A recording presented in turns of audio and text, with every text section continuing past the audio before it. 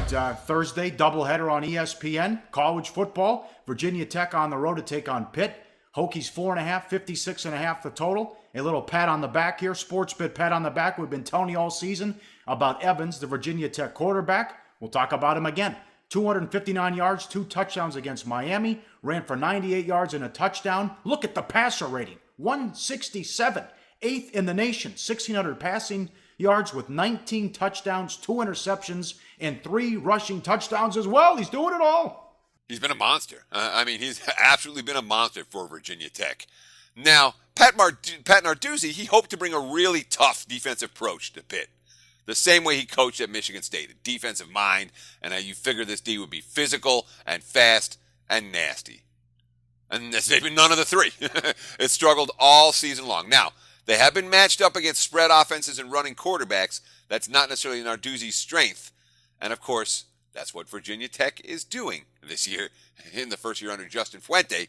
That leaves that defense vulnerable once again. 12 prep days can help. They were off last Saturday. It can only help in that regard with a good defensive mind, but hard to trust that Pitt defense to get stops right.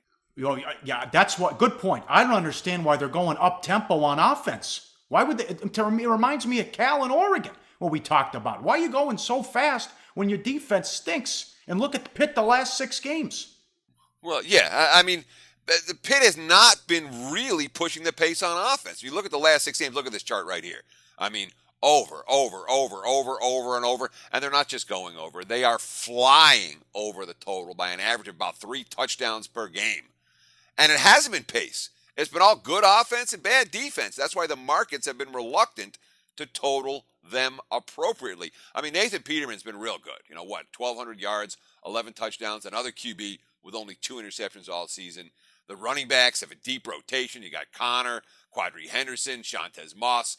Between them, more than 1,000, I believe more than 1,100 yards on the ground.